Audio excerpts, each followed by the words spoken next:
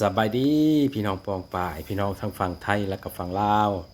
และก็ต่างประเทศเด้อเนาะวันนี้ก็15พี่น้องเที่ยวเวียดนามมีอะไรพี่น้องเนาะตอนนี้กำลังขี่รถเนาะฮอดอยู่ประเทศเวียดนามเลยเด้อพี่น้องบรรยากาศตอนนี้เนาะแต่แถวเมืองลาวบาวเนาะเริ่มตากชายแดนเข้าไปเวียดนามเนาะผู้ขาสิเก็บภาพบรรยากาศเนาะตามถนนหนทางแคมทางในบ้านเขาเจ้าเป็นจังได๋คือจังซี่แหละพี่น้องเนาะแล้วก็สิเบิ่งหลังจากบอนนอกบ้านนั่นก็เป็นป่าเป็นภูเป็นป่าดงพงไพรพี่น้องเนาะภูเขาและก็ธรรมศาสตร์เบิ่งเป็นนับกันพี่น้องเนาะอันนี้ในบรรยากาศแคมทางเด้อวิทย์เมืองละบาวเลยก็สินี่เพราะภูผาป่าดงพี่น้องก็เขียวสวยสดงดงามเบิ่งไปนำขี่รถไปนำพี่น้องเนาะฟังเพลงไปนำบางครั้งก็ได้เจ้าของรถเปิดเพลงเนาะ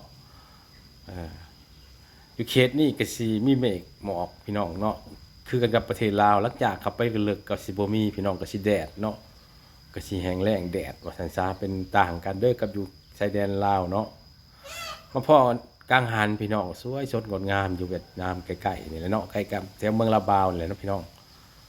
มีกังหันลมเนาะกังหันไฟฟ้าโอ้สวยสดงดงามมีแต่ภูเขาเลี้ยงรายกันไปพี่น้องผู้ขานั่งในรถกันแนมบ่ได้ผับตาไปน้องเนาะ เบิ่งทั้งข้างทางว่าซะมันงามเนาะเพราะว่าเฮาก็เป็นไปครั้งแรกพี่น้องไปเที่ยวเป็นครั้งทำอิฐนี่ไปเวียดนามนี่เนาะก็ถือว่าไปอย่างคุ้มค่าเนาะตาจนสิบ่ผับพี่น้องเนาะขี่รถกันแนมเบิ่งนี่เนาะมาฮอดนี่ก็แวะร้านกาแฟเวียดนามอีกแล้วพี่น้องร้านกาแฟของอันเจ้าของรถซุปเปอร์รถเพิ่นเคยแวะเนาะเพิ่นก็พามาแวะแล้วก็สิชมวิวกันพี่น้องวิวธรรมชาติทุกจุดนี่มีวิวธรรมชาติให้ชมพี่น้องเนาะเพิ่นสิพาชมนี่มันช่วยชดงดงามนี่เด้นี่เพื่อนคนนี่ง้อยอยู่ตะฝั่งพาพี่น้องเนาะอยู่ดาวอยู่หลังแคมกับน้ำเลิกๆพี่น้องทั้งลุมก็มีเพื่อนคนพี่น้องแคมน้ำพี่น้องเลิกเดี๋ยวลงไปกิมปิมภูขาจนมึนเชียวว่าซั่นซะเนาะเชียวต้นเชียวโตมันก็ดีมันสูงเนาะภูขาแนวลงไปป้าแต่มันงามรีวิวนี่เนาะเอ้าเบิ่งบรรยากาศสดๆนำกันพี่น้องวิวงามอันนี้นี่นะอันนี้เพลงกิบปิมอยู่บ้านว่าขี่ยนต์ในตอนนี้นะโอ้ยโอกล้าไปง่อยหมู่นั้นเนาะโอ้เครื่องไฟฟ้าบ่หันบาดหมูอ่ะบุตรทีบจะพี่น้องอันนี้แม่น้ำเซ่คือเหมือนอย่างนั้นแม่น้ำดักกล้องหนึ่งโอ้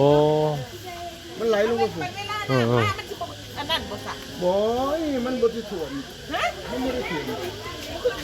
บ่โอ้บ่ได้ถ่วมสวยงามอีกแบบนึงเลยนี่ก็จุดหนึ่งนะพี่น้องห้างกาแฟตัวนี้แล้วอันมากตะวันเราจะมาแวะห้างกาแฟมาชมวิวพี่น้องโอ้จะเป็นงามแม่น้ำและก็ภูเขาพี่น้องเนาะมีเขื่อนไฟฟ้า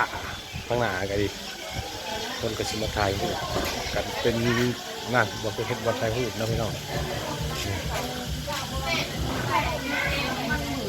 จุดถ่ายรูปมันเห็ดปัตยานพี่น้องตาตีนมันจะชวดเพราะมันสูงอะไรแนบลงไปอันเพื่อนก็จะอยู่ลุมพี่น้องปิ้มอยู่โบก้าขับมาใกล้อันน่ะเจ้าที่พี่โบก้ากันเพื่อนคนอยู่ลุมพุ่นงามไปอีกแบบพี่น้องตัวนี้เนาะพาเที่ยวมาฮอดไปเรื่อยๆพี่น้องฮอดเนี้ยกับบ้านฮอดกันถลอกทะเลคำว่าฮอดเครื่องทางเนาะมาเนี่ยกันเอาไปห้างกาแฟแล้วก็ชมวิวเล็กหน่อยนะถ้าเบิ่งต่อไปอีกพี่น้องนี่ก็เป็นห้างกาแฟเวียดนามมาชมตอนฮอตไซค์ก็จะถ่ายหันพี่น้องเนาะนะคนนี้เลยออกจากกันเดินทางมาพี่น้องโอ้จะเป็นวิ่งจะพูดจะพาเดียวงามเลยพี่น้องแคบทางเขาเก็บภาพต่อมาอีกพี่น้องเนาะออกจากห้างกาแฟแล้วก็ ถ่ายไปนำพี่น้องเนาะชมวิวไปนำเนาะ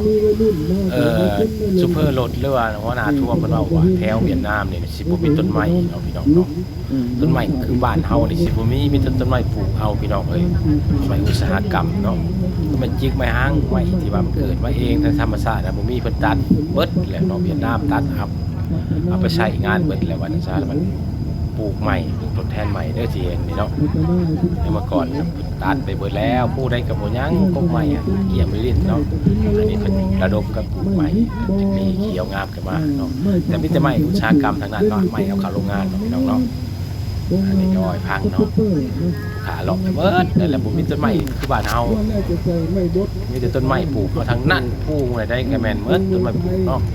เอาสำหรับนี้พี่น้องขอลาไปก่อนสบายดีพบกัน